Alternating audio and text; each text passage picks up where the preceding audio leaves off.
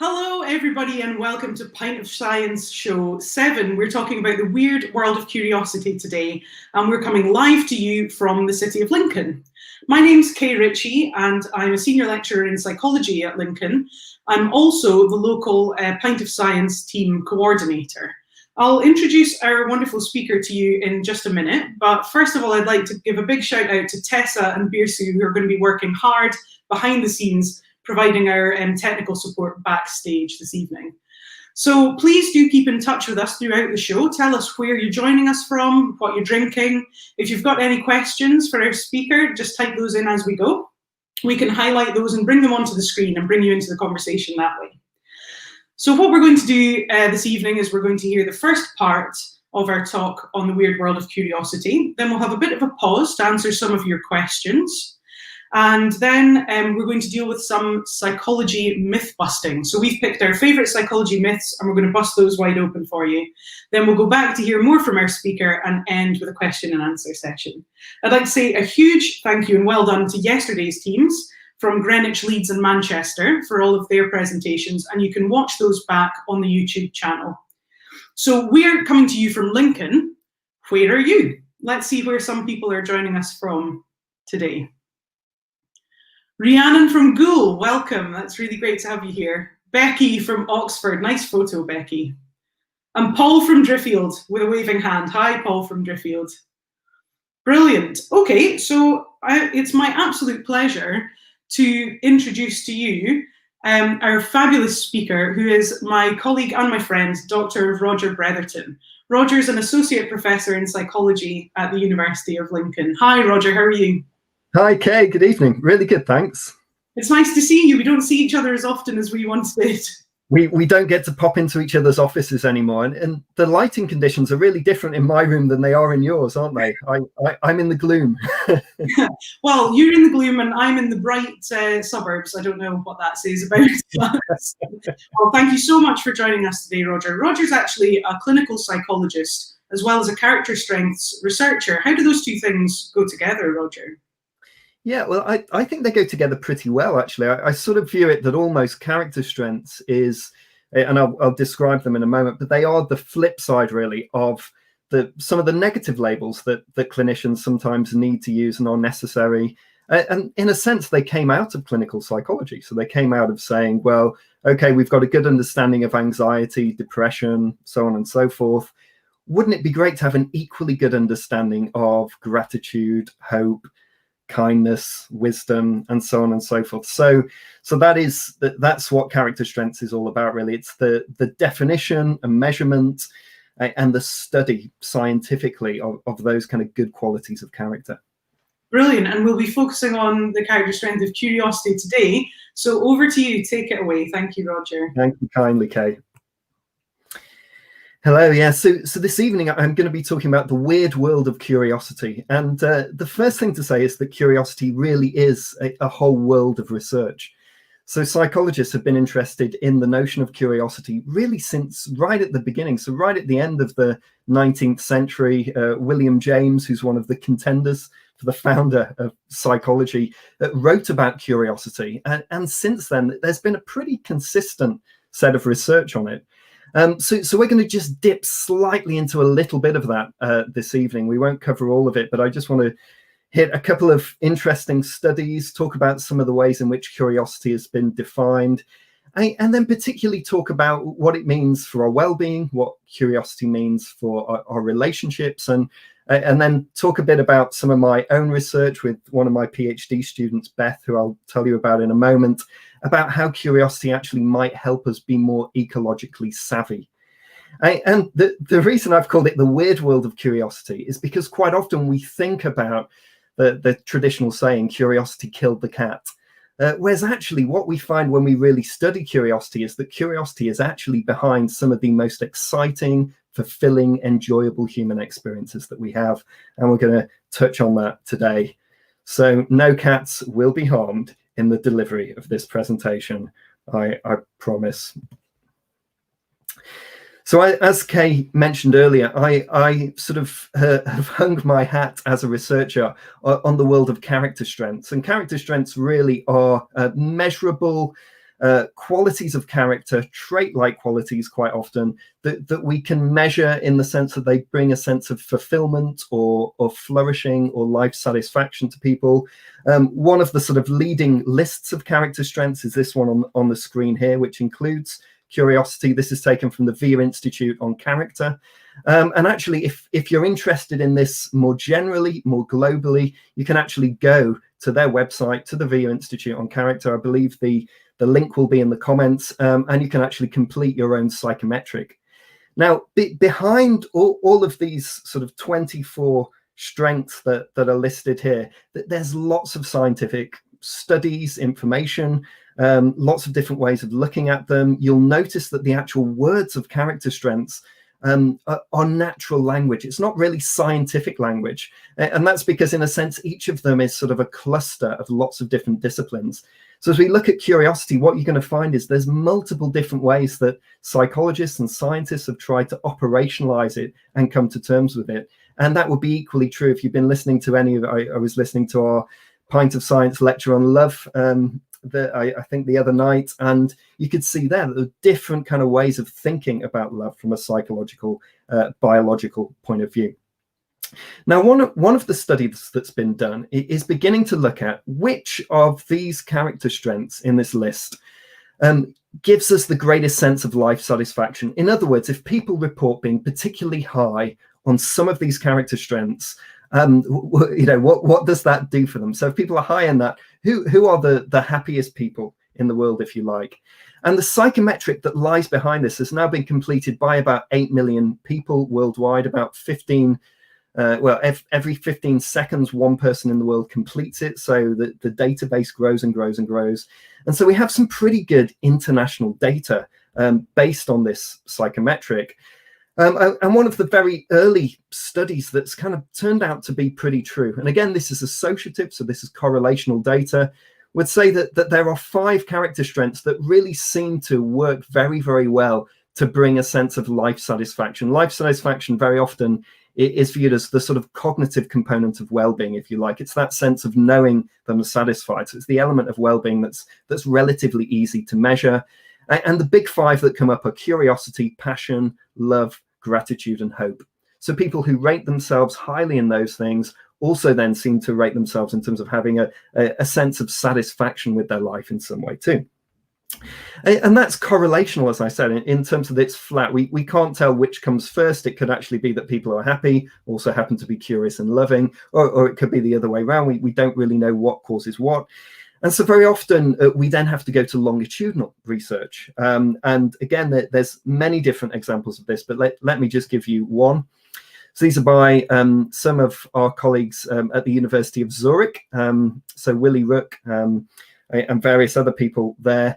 They actually decided to put together an intervention that had evidence-based practices designed to increase, in this case, it was people's curiosity, their gratitude, their hope, their humor, and their passion. In other words, their vitality, their zest for living. And it was a 5-session course. It was open to members of the public. And what they found at the end of it is not only did people report that those things had gone up, those traits, those character strengths, but they also reported various improvements in well-being, positive emotion, life satisfaction, etc. So there is some really good evidence that actually increasing character strengths in various different ways can lead to a greater sense of well-being. But this evening, we're particularly going to focus on curiosity and talk about that. So there's a whole raft of research. I mean, there are hundreds, in fact, thousands of pieces of research done on curiosity. So just to orientate us a little bit, let me just give you a flavor of some of the ways in which people have defined curiosity. So we could say that there's a general definition of curiosity. So this is when we talk about curiosity in the most general way, we're not necessarily looking to put lots of distinctions in it. We just want to say, what are we talking about? And when you look at that, various people come up with things like this. They will say it's the intrinsic desire to acquire new knowledge. So curiosity has this sort of, it somehow comes from within, it's not forced from without, and it's the desire to find out new things. Some people have said it's the interest in ongoing experience for its own sake. This is why one of the main definitions of mindfulness, for example, includes the notion of curiosity. It's saying, actually, when you're mindful and you're interested in your ongoing experience internally and externally, without judging, without creating, without going elsewhere, being distracted, etc., that's a state of curiosity. Some people have just said that curiosity is finding subjects fascinating, finding subjects and topics fascinating, the ability just to leap in and be fascinated by it. And others have linked curiosity to our powerful sense of human beings, of being explorers, wanting to explore the world, wanting to investigate new things. So curiosity has that sense of adventure about it. But then, to be more specific, some people have also made some distinctions in it. So some of the psychologists have said, actually, that there's quite a few different kinds of curiosity, and we have to be quite specific about what we're talking about it. So it's been defined as both a state and a trait. So some of us have a trait of curiosity, if you like. On average, we're just more curious than other people. But also curiosity can be developed as a state. In other words, we may not be particularly curious about the world, but every now and then something might attract our attention and we enter a state of interest, a state of fascination or curiosity. There's also some really interesting research done in neuropsychology around different kinds of curiosity. So epistemic curiosity is the kind of curiosity you have when somebody asks a question and you perhaps have to wait a little bit to find out what the answer is. It's just when the answers are coming over in the pub quiz and it's that moment where you don't know if you've got it right or not. You might have epistemic curiosity. The other kind of curiosity that comes up in neuropsychology is perceptual curiosity. So this is the idea where you present people with fuzzy images and they're waiting to try and work out what it is as it gradually resolves. And what unites both those kinds of curiosity, interestingly, is the fact that both of them seem to light up the parts of the brain that anticipate reward, the idea that there's a reward coming, something good's about to arrive. So curiosity neuropsychologically seems to involve that, among other things. There's also an important distinction that some people have drawn between types of curiosity. This is the work particularly of Jordan Littman. And he says that there's two types of curiosity. He says there's I-type curiosity, interest. So that's I'm just interested in stuff. So it's a sort of feels quite positive. It involves a sort of expansion into the world. And then there's deprivation or D-type curiosity, which are those moments when you're aware that there's a gap in your knowledge and it kind of irritates you a little bit. And so you go out and you try and find things. And again, neuropsychologically, interest kind of curiosity seems to be tied in with the liking system. So the system that is like, oh, I like finding out new information. It's quite pleasant. Whereas the deprivation, D-type curiosity, seems to be linked with the wanting system, the sort of the desire to get more, which then feels satisfied when it finally gets the information or the exploration that it's looking for. And so those are some of the types, and they lead to different ways. That there's also different facial expressions. So interest, curiosity, people often have an open, wide facial expression. It's even seen in young children. Deprivation type curiosity, people often sort of look confused and a bit sort of angry and, you know, what's going on here? And again, you can see that really in young kids too. And the main kind of curiosity I'm going to talk about this evening comes from largely the work of someone called Todd Kashdan, who's based in the United States. You'll see his name come up a few times, but it's his psychometric and his way of formulating curiosity that many of the things I'm going to draw on have drawn on. And he has a psychometric that measures curiosity, and he basically says curiosity really boils down to two factors in his model. It involves stretching, so the sort of the pursuit of knowledge, stretching ourselves to find new things and explore the world, whether that's intellectually or even behaviorally, and embracing, so that kind of idea that we're sort of open to things, we're willing to sort of embrace new ideas or new things we might not have seen before. And so he says when it comes to well-being, and well-being as a clinical psychologist really interests me, he says we have to draw a distinction between active curiosity and passive curiosity.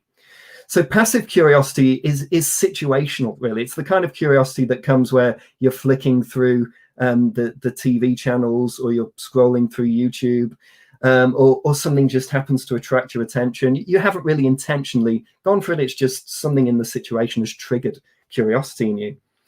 But he says we can oppose that, or sort of compare that to active curiosity, those moments where we intentionally decide to either seek the unfamiliar, or even in things we've done time and time again, we think, what's different this time? What can I find that's new here?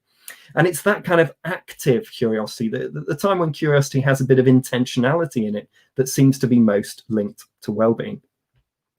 So I'm going to start by talking about curiosity and well-being, and we'll look at some of the research that's been done by some of my colleagues at the University of Lincoln. We'll then start to look at how curiosity works with relationships, and then I'll hand it back to Kay for a moment, and we'll do some of our quiz and our questions, and then I'll come back at the end and I'll talk again a little bit about how curiosity can help us be a bit more ecologically friendly.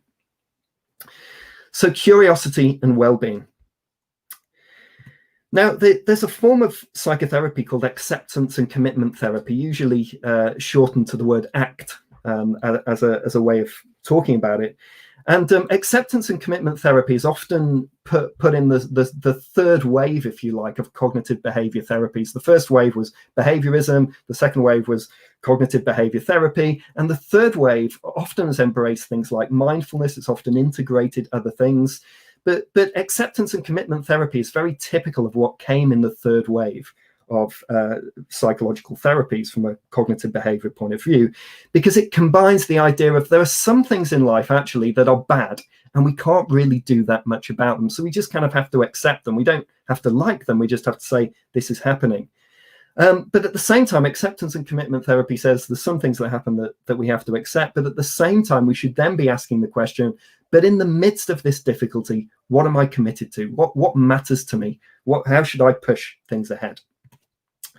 And there's a lovely metaphor that's used in ACT that is called the two-dial metaphor.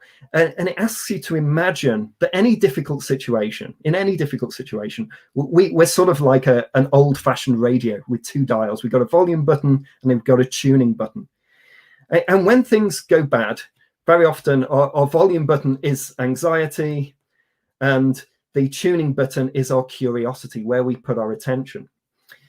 And very often our anxiety button, or it could be any strong emotion, gets stuck on 11. We can't change it. We wish it would go away. We can't alter it. We're feeling anxious. We're feeling stressed. We're feeling distressed or depressed. You know, those things are strong. And we're just kind of stuck in it. And we can't quite get out of it. So it says, just imagine that your volume button in that, it's stuck on full blast. That's the way it is.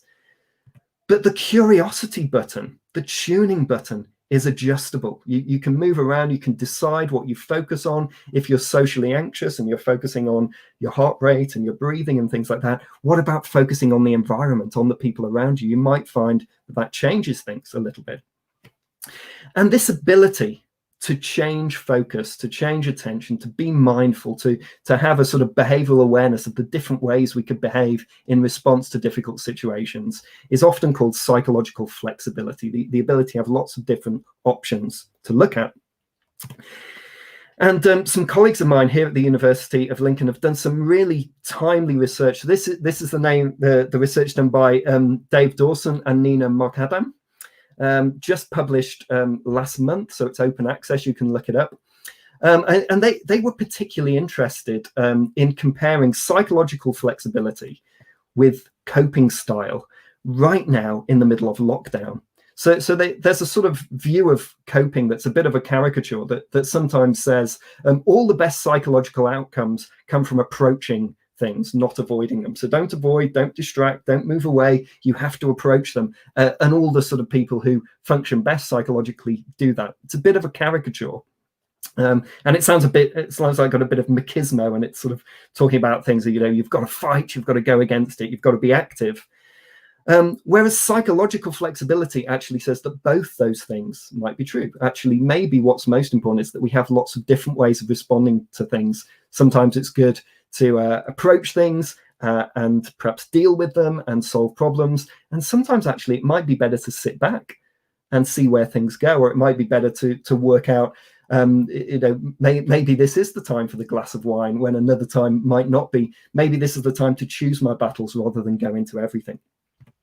So my colleagues here at the University of Lincoln took an online sample of over 500 people, and they measured these as major variables. So they measured it with the Compact 8, which their team had developed. So it's a way of measuring openness to experience, valued action, behavioral awareness, the components of psychological flexibility. And also with this group of people, they looked at their coping styles. Did they avoid or did they approach, which are two of the sort of main categories in coping. And then alongside that, so keep in mind that this research was done in May, so it was right in the middle of the lockdown for a lot of people. They gave these people online measures of anxiety, depression, and well-being. And true to form, they had a sort of model in mind, and indeed this was the model that kind of turned out to be the right one. But what they found is that actually people who were more psychologically flexible on all those outcomes of whether it was anxiety, depression, mental health generally, whether it was how much they're worrying about the virus on a whole, that there's a direct effect. In other words, if you're psychologically flexible, then generally speaking, you're going to have better mental health when it comes to those measures. But the other thing they found is that actually what mediated that effect was avoidance coping and approach coping. In other words, if you like, part of psychological flexibility was the ability to decide which kind of coping should I be using right now and how should I be using it.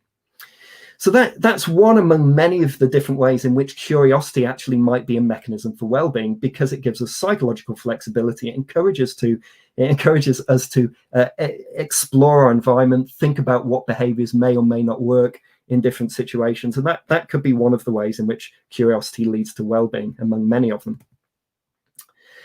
Another way to think about curiosity might be to think about relationships. And I share this research just because it's fun. And again, this was done by Todd Kashdan and his team.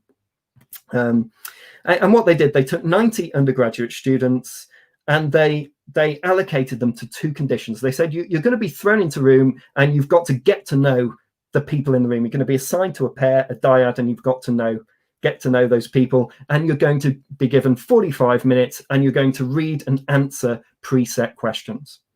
What they didn't know is that the two conditions were this. One of the conditions was intimacy generating. It was designed to ask sort of deeper questions. One of them was a small talk condition. So in the intimacy generating thing, they were given 3 levels of questioning. So every 15 minutes, they were asked to go down a level. So the first level, it was things like, what would be your perfect day? At level 2, it goes a bit deeper. What's the greatest accomplishment of your life? Level 3, a bit deeper again. When did you last cry in front of another person or by yourself? Whereas the small talk condition, again, 3 sets of questions. So every 15 minutes, they were asked to move on to the next set. But it was things like, what's your favorite holiday and why? And similar emotional depth. All 3 sets were at that similar level. So one group of people, are having the kind of conversation that can leave you in the fetal position crying for your mother. And the other group are having the kind of conversation you might have in the hairdresser. So kind of different levels of ways of thinking about it.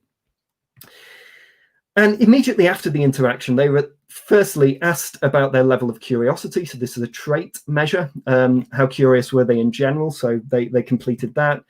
They then also were asked to measure how close did they feel to the person they've just spoken to. And then thirdly, there were a series of control measures that were included as well, just for the sake of it. I won't get onto that right now. And here's basically what they found. So skipping, making a long statistical story very, very short. So firstly, they found that participants in the intimacy generating condition reported greater closeness. What a surprise. If you're asking deeper questions and people are answering them, generally you feel closer to that person. Great. The other thing they found was that people who were high in trait curiosity reported greater closeness in spite of the condition. So whether they were in the intimacy condition or in the small talk condition, they still said, actually, I'm doing, we got pretty close. I felt like I really connected to that person. So it's almost like curiosity can almost like subvert small talk and sort of push a bit deeper if it wishes to.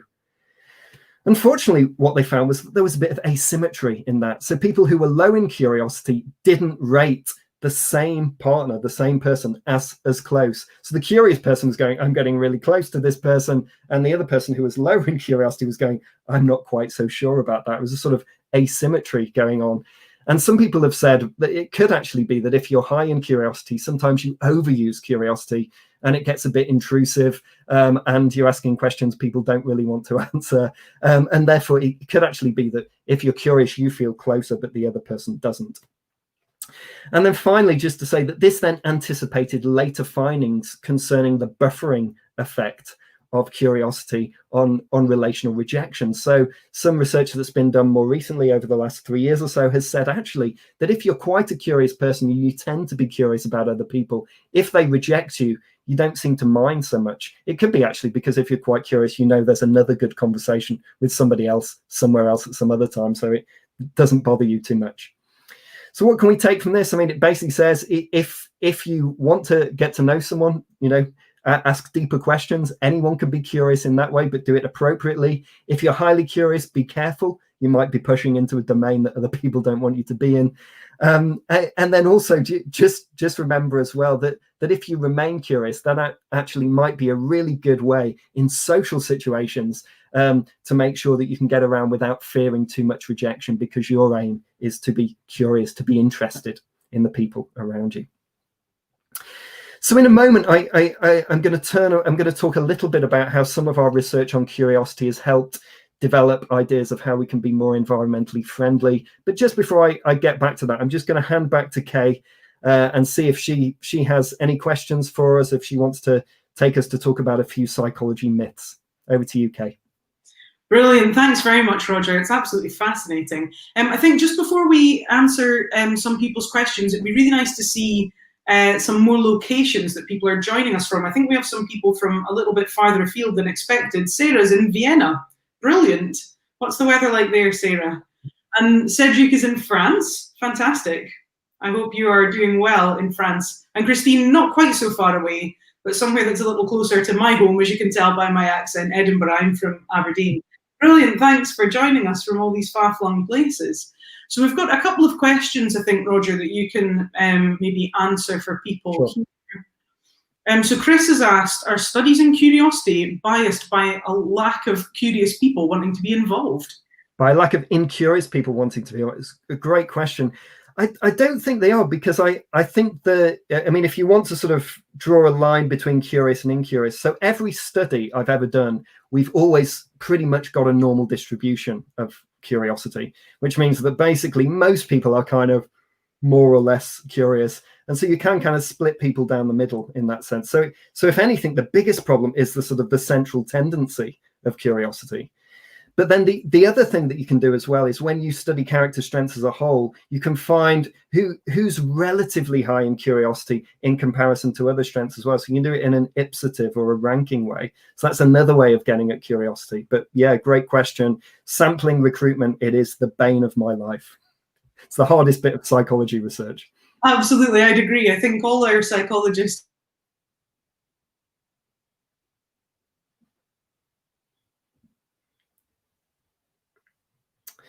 So I've got a question here. I disappeared there for a second. My apologies.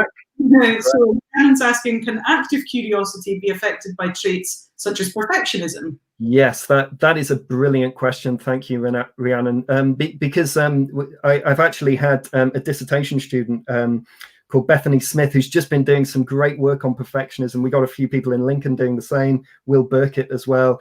And the sort of the short answer is that really there seems to be two kinds of perfectionism, really. One that's sort of functional and one that often leads to dysfunction. So the dysfunctional kind of perfection, if you like, puts us under very, very high standards and expectations for ourselves, and sometimes leads to us judging ourselves. And that's likely to diminish curiosity ultimately. Whereas the other kind of perfectionism is the one that says, I like to be excellent. I like to do things well. It's a kind of ideal that I hold up for myself. And that's very consistent with curiosity, consistent with this idea of there's a world to explore and it's worth pursuing. Yeah, great question. Brilliant. I'm just going to highlight one more that's just come in here. So if we are curious, do we then have to find people who are also really curious in order for us to break relationships? I think the take home from that thing is not to overuse curiosity. So the thing is, if we tend to be high in a trait and particularly high in a character strength, we always have the danger of overusing it. So this is why academics like me, one of my highest strengths is interest and love of learning. And the overuse of that strength is sometimes being a bit of a know-it-all and, thinking that I know stuff that maybe I should just shut up about. And curiosity is the same. So actually, one of the ways of doing this is actually just to be really mindful of the other person. So not just aware of your own curiosity, but aware of the other person, i.e. how comfortable are they with me asking this question? Because not everybody is willing to say, hey, don't go there, stop now. So I would say the main thing to be is to have that sort of awareness of behavior and use curiosity in an optimal way rather than an overused way. Brilliant, that's great. Thanks so much, Roger. So I'll just take over for a small moment while we discuss some psychology myth busting. So I mentioned that our team here today are actually all psychologists. So we've had a chat about our favourite psychology myths and thought we would just take this opportunity to bust some of them. So I'm sure this is one that doesn't actually need to be debunked for our audience here today, who I'm sure are inherently curious about these sorts of things. But you might have heard a few people say, well, if we could only unlock the full potential of our brains, we could bend spoons like Uri Geller, because we mere mortals are, of course, only using 10% of our brains. And that's the myth, that we only use 10% of our brains and that we could achieve more if we just started using our brain's full capacity. Now, that's not correct. Of course, I'm sure we now have lots of modern neuroimaging techniques that we can use to see exactly which parts of the brain are linked to which specific functions. So we can confirm to you that almost all of the time you are using almost all of your brain. So if anyone ever tells you that you're only using 10% of it, you tell them, which 90% would you like me to take out of your head right now and see how you keep functioning? So that's our first myth busted. What about a myth that I'm particularly interested in, which is the myth that sort of human memory is almost like a veridical recording of events. Now, that assumption is quite prevalent when we think of court settings and the reliance on eyewitness testimony. So this idea that if we've been paying quite a lot of attention, as you are now, to our show, then we should be able to sort of remember things. So I'm going to give you a memory test in a minute. But if we think about that in the context of eyewitness testimony, that is problematic, because we see from the Innocence Project in the USA, who look at wrongful convictions. Now, they find out that these are wrongful convictions by using DNA comparisons, and so exonerating people based on DNA evidence. And the vast, vast majority of wrongful convictions in the US are made based on people giving mistaken eyewitness testimony. So it is important to remember that our memories are not perfect. So I'm going to show you quite a complicated photo, and then I'm going to ask you a couple of memory tests on it. So see how you do. I'll give you the picture just for a few seconds, long enough to have a proper look at it.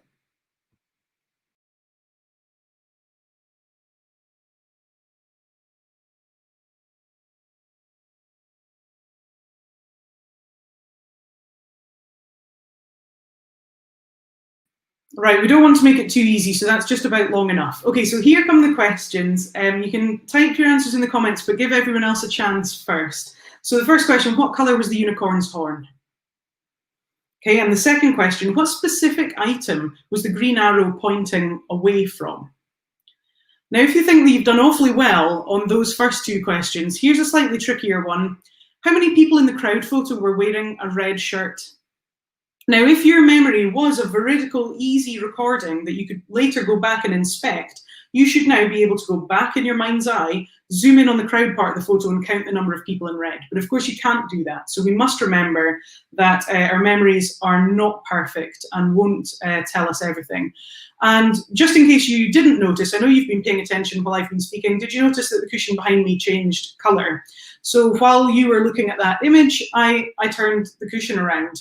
If you don't believe me, go back and have a look earlier on in the video once this is available to stream back again. That's an example of another memory effect really called inattentional bias. So what happens is we're blinded by small changes. So when I showed you the memory test image, you then, your visual stream is interrupted and you then won't notice small changes made in the background. Some of you might have, many of you won't have. So that's called attentional blindness. The last myth that we'd like to bust, this is a bit more of a controversial one if we have any teachers watching. learning styles. How many people remember being told, oh, you know, select what's your best learning style? Some of you will be visual learners, some of you will be auditory learners. The current psychological research would lead us to think that it's not as simple as that, and that's not really the case. That actually, if people are forced to learn in one specific way that they identify as their preferred learning style, that might actually be harmful for their learning instead of helpful. And that rather the modality of the learning should be specific to the type of task that people are doing. So if you were to try and learn a new gymnastics routine, even if you identify as usually learning best through audition, I think it would be much more helpful to watch it and do it than just listen to it. So that's something just to be mindful of when we're talking about how people best learn, that forcing people into one preferred style might actually be harmful for their learning, and it could be better to adjust the types of learning styles that you use for the tasks that you use. Okay, so that's, I'm sure, quite enough psychology myth busting and quite enough from me. What we really want to do is get back to the main man, and we'll get Roger back. Hi, Roger. Are you happy to tell us a little bit more about curiosity? I would love to. Thank you, Kay. Yeah, so just before we finish, I'd like to talk about how curiosity can help us become more pro-environmental in our behaviours. And the credit where credit's due. In this section, I'm drawing really heavily on one of my PhD students, Beth Warman. I'll tell you a little bit about her as we go along, but she's in the middle of a PhD project, particularly looking at this. A few years ago, when she was an undergraduate, she came to me during a dissertation fair asking me to be her dissertation supervisor for her final year, and she really, really wanted to do it on the environment, environmentalism, climate change, those kind of things. And I said, well, psychologically, I don't know anything about that, so I'm not sure I can really supervise you. And by the end of the week, she put together an A1 poster summarizing all the research on climate change and environmental psychology that was applicable to character strengths at that point. So I thought I should probably take her on. And it's no surprise that she's now entering the final year of her PhD. So the question we really wanted to ask was really this when it comes to character strengths and the environment. So firstly, there is quite a lot of research on what some people would call pro-environmental behaviors. We'll call them PEBs, just to keep it simple. And these are those behaviors. They're not particularly dramatic, not necessarily exciting, but they contribute to the maintenance and preservation of the planet's natural resources. In other words, if we ask the question, what could you or I do to save the planet? These are the kind of behaviors we could literally walk into the next room and do if we wish to. And generally, it's summarized by three themes. Firstly, these are equitable. So they have this idea of we're all in this together, folks. There's only one planet. We need to work together and make things happen. They're frugal. So they have that sense of actually it's in conserving and reducing our waste and our consumption that the future probably lies.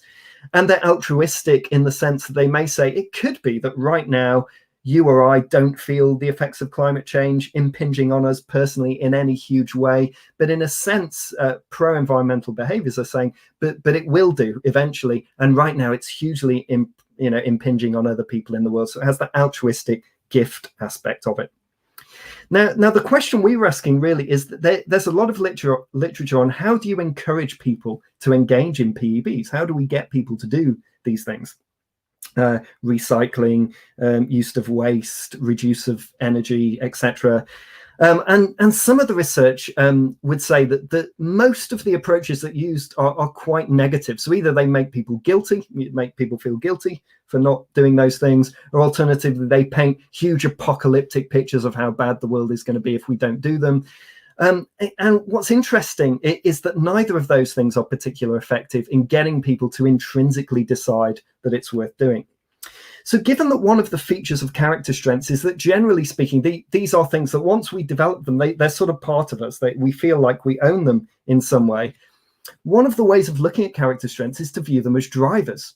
So if we could connect pro-environmental behaviors to character strengths in some way, that might actually be a way of driving pro-environmental behavior through character, finding a different way and a more positive way of encouraging people to behave in those ways.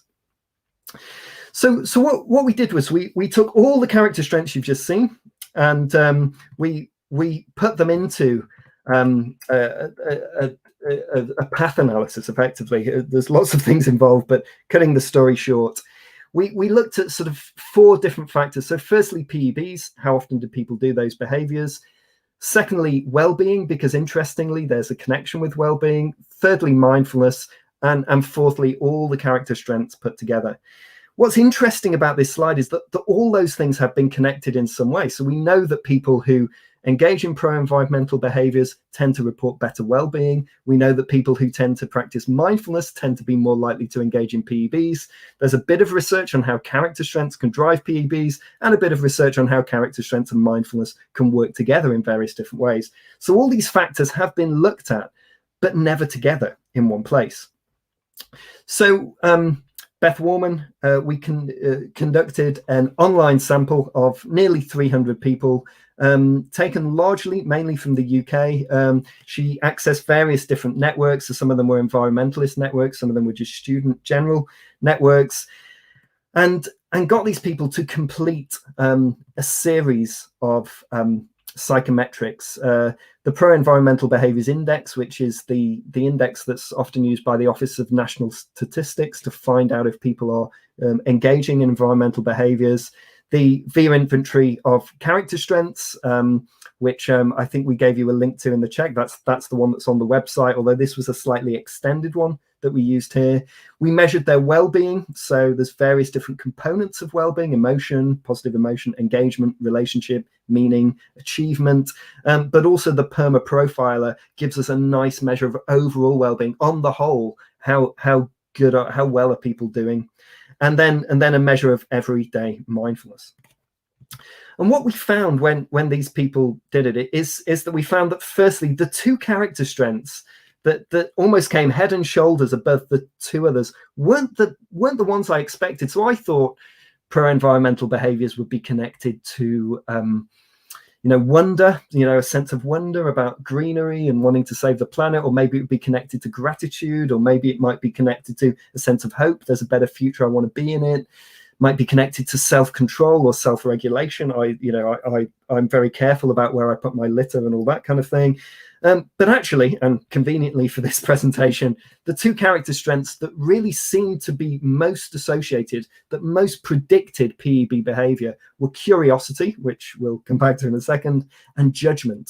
So judgment is the ability to take in information from different sources and be able to make sense of it. That's really what judgment deals with. Some people would describe judgment as integrative complexity, the ability to critically but impartially and favorably review different sources of information. And so what we found is that firstly, indeed, in quite a small way, PEBs do predict well-being. It's not a huge effect, but it is there. And people who are mindful are also more likely to be curious and also to exercise judgment. It's no surprise that actually mindfulness is closely related to curiosity. One of the reasons that's there is that curiosity is actually an ingredient of mindfulness, as I said already. And also one of my other PhD students, Rebecca Park, some of the work she's been doing has been looking at mindfulness and character strengths. And one of the things she's found is that while our strengths often drive indicators of well-being, it's people who are mindful, it's people who have some sense of mindfulness who use their strengths, are more likely to use their strengths. So people being curious and having good judgment, it's no surprise that that's predicted by mindfulness. But then ultimately what we found is that those 2 things put together drive PEB. So we end up with a sort of model. Now this is, again, it's cross-sectional, so this isn't going through time. At the moment, we're just trying to work out through regression and through path analysis what connects to what in terms of accounting for some of these variables. So what we need really is a course to try some of these things out. There's really good interventions designed for better thinking, more balanced thinking, and to be curious. So what Beth Warman has gone on to do is to develop a course that we take joint responsibility for the title. It's called Live Curious, Live Green. I know that's bad grammar. We were just trying to be a bit street with it. We're academics, we're geeks, we tried.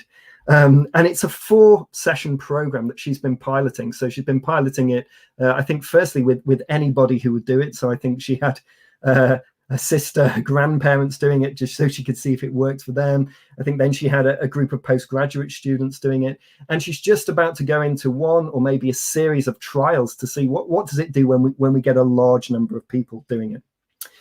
It involves 4 sessions. The first is about energy, second is about travel, third is about waste, fourth is about shopping. So these kind of big features of pro-environmental behaviors. And each session involves many different things, but each of them also involves some kind of exercise designed to provoke curiosity. So, for example, when talking about energy or consumption, thinking about how mindfully brushing one's teeth actually gets you to think more about how you use the water, being aware of those things that we quite often do on autopilot. When it comes to travel, one of the exercises would be something like just begin to think about the exciting conversations you could have with someone in the car. Who would you like to share a car with? And what could you talk about? And if you're that curious person, they might be a bit awkward about it. But hey, it gets you in the car, it gets you car sharing. When it comes to waste, things like what are the different plastics and the composting systems, and what does happen to our waste when we stick it in the green or the brown or the black bin and it goes out the door. Quite a lot of people don't know that, and actually finding out and being interested and curious about that can help us develop good ways of using waste.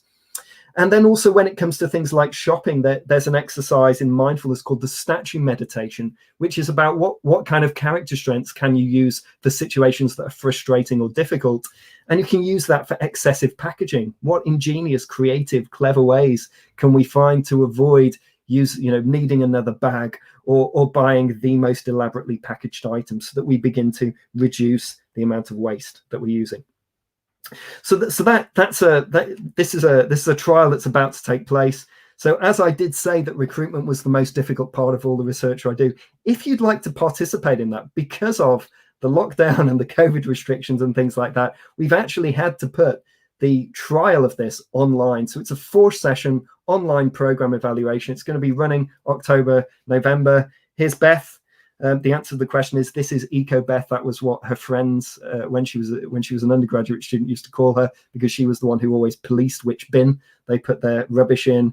So Beth Warman, she'd be really happy to hear from you if you'd like to make contact and be involved, be part of that pilot. She'll give you the full details, the consent and everything that's involved. So you're not signing up for anything right now, you're just expressing an interest. So that's how curiosity, character strengths, and the environment come together. And that's the world of character strengths that I've been researching and looking at. Curiosity is just one of them, but there's so many fascinating things to look at. You could even say that the whole thing evokes my curiosity. So let's turn back to Kay and come back together and let's see if there's any good questions to be talked over. Brilliant. Thanks so much, Roger. And it's just great to see, I think, the breadth of what you can do from looking at something very specific like curiosity and looking at that in a very scientific way, and actually all the different applications that you can put that to, like the eco-friendly behavior. I think that's a lesson for us all to look a bit wider with our own research. So thank you very much. Okay, I think we've got a few really interesting questions that have come up. Here's a question from Sybil. Can curiosity be impacted by depression? As in, would a depressed or overly anxious person have a lower tendency for curiosity? Yeah, that's a really, really good question. Thank you for asking that. So firstly, yes, it can. So part of depression, obviously, is that a depressed person retreats into themselves and gets very stuck in sort of ruminating thoughts that are critical and difficult in that way. And one of the things that's interesting about some of the clinical research on curiosity is that quite often curiosity has been prescribed as an intervention for things like depression or anxiety or particularly worry. So for social anxiety disorder, for example, I think I've already mentioned that one of the interventions for social anxiety disorder is to get people to shift their attention from thinking internally to thinking externally. But there's other interesting connections as well, because curiosity in itself is actually quite close to worry as a psychological phenomenon. So both worry and curiosity are what psychologists would call cognitive elaborative phenomena. So they kind of take one thing and then they exaggerate it. So with worry, it takes uncertainty and it says it's a bad thing, and it tries to get rid of uncertainty by concocting things and coming up with ideas. Whereas worry looks at uncertainty and begins to say, actually, that's a good thing. Let's explore it. Let's wonder it. Let's expose it in some way and explore and views it as adventurous. So sometimes what some people will do, and this is where the two-dial metaphor I was talking about comes from, is they will say, well, actually, you may be stuck in depression, you may be stuck in anxiety, but actually you can always change your awareness. You can always explore or try new things or find different ways of coping. So curiosity, for many people, I think, is a good initial first step to move away from some of the emotional difficulties they might be encountering. Brilliant. So curiosity can almost be protective then. If you're experiencing too much of the other, you can use curiosity to protect yourself from that. Yes, indeed. Yeah. I'm just noticing the next one on, is there a curiosity gender bias? In all the research I've looked at, there isn't at the moment. So as far as I know, there is no curiosity gender bias. And it also depends on which kind of curiosity you're talking about, because I didn't really talk about, but actually there's a whole sort of psychometric that talks about 5 different kinds of curiosity as well. So there might be many more. And you probably notice from the research that I've done that my samples are always biased towards people who self-designate as female. And that happens in almost all the research I do in curiosity. So it could even be that some of the samples don't work that great for answering that question. But thank you. Right, yeah, that's a great question. And a follow-up, what role does genetics have in curiosity? Yeah, so the role that genetics seems to play, if you know anything about personality theory, you've probably heard of the big 5 ocean, which means openness to experience, conscientiousness, extroversion, agreeableness, neuroticism. We won't go into all of that right now, but curiosity is very, very strongly related to openness to experience, and openness to experience seems to be something that is genetically passed on. So it has a genetic contribution to it, let's say, and that's actually not just with humans. When you look at exploration, there's been work done on things like sparrows and stuff like that and their exploration, and how some of them seem to have higher openness to experience and some of them have lower openness to experience. But yes, there does seem to be a genetic component to it. As I'm sure we're finding with a lot of things, actually, isn't it? Everyone needs to find a tame geneticist these days to further explore their research topics, I think. So can you see that question there? Yeah. Oh, it's I've been thinking about conspiracy theories a lot lately for obvious reasons. Is there a connection between mental reward value in curiosity for people that get sucked into conspiracy theories? I think there is, and I think one of the good interventions you can sometimes use with people who are stuck in conspiracy theories, given that it's a very robust kind of belief and it's very hard to shift, is simply to just push down the line and what other way could you think about this? You know, what other ways might there be that would be interesting? And the thing is that when people get curious, that's very often the point at which their belief in conspiracy theories begins to break down, because part of conspiracy theories, it has a kind of, we withdraw from the actual sources of power where we could change this thing, and we create the safest meaning we can possibly know, which means that I understand it and nobody else does in some way. Whereas the moment we get curious, we start to activate the exploratory piece. So I have a few friends who are quite into conspiracy theories, and quite often I will ask them, that's the question I will push is, can you not be curious about this? And to be honest, it's better, my response, rather than disagreeing with them, is to be curious and ask them questions and listen. And sometimes I find that that's the only way I ever get any movement on it. So that would be my answer. That's a great life tip there. If I can throw in a question of my own, going back to the relationship study that you showed us in the first part of your talk, and the sort of the result that the people who were the most curious felt closer to the other person, but the other person, if they were low in curiosity, maybe felt that was a bit too much. So if you do think that you're coming across as too curious, what can you do to elicit curiosity about yourself and the other person so that you end up feeling just as close to them as they do to you? Well, so part of my theory about what's going on there is, so remember when I was talking about brain studies, and one of the things we see in MRI scanners is that when we're curious, we have an anticipation of future reward. You know, that's what's going on. So I think what happens in a lot of those situations, if you're a very curious person, you're so excited about finding out more information about the other person, you're not really putting yourself in their shoes and thinking, what would it be like to be on the receiving end of a question like this? And so I think, firstly, probably people should just add a bit of social intelligence to that situation, if they can. And then I think the other thing is, if you begin to notice that you kind of get off a little bit on other people disclosing personal information to you. I sometimes call that relationship porn, emotional porn, where someone's asking you to disclose and they're getting more out of it than you are. I think those are the moments really to just take a step back and say, actually, maybe I can relax this a little bit. It's not really a stop. So the strengths overuse and underuse, you can underuse curiosity and be oblivious to other people, and that's equally as bad and worthless and whatever. But it's trying to hit that sort of Goldilocks sweet spot, somewhere in the middle, not too much, but not too little. But this is just the right level of interest to be showing, given the way this person seems to be reacting to my questions. Okay, I think we can all go away and practice that then in relationships, and practice a little bit more curiosity in relation to the world in general. That's been absolutely brilliant. Thank you so much, Roger. And thank you everyone for your questions. That's been a very interesting session. Thank you, Roger. So finally, I would just like to say a massive thank you to all of you for tuning in and for chatting with us as well. Don't forget about the rest of the Pint of Science show. So at 7:30 tonight, our team from Nottingham have a presentation on social media addiction. And later on this evening at 9 o'clock, the team from Cambridge are looking at the immune system. So do tune in for those as well. All of the details of all of the events are available on the Pint of Science website. So that's pintofscience.co.uk. And on Friday, we have a quiz at 8 o'clock. So I hope to be joining with everyone there at 8 o'clock. So don't forget to interact with us using the hashtag Pint20 and Pint-Sized Science for more snippets of science on social media. Thanks again, and that's all from Lincoln. Bye-bye.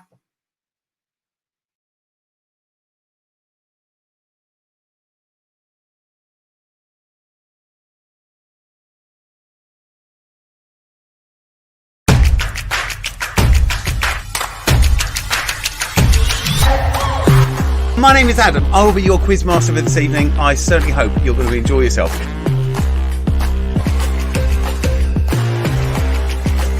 Here we go.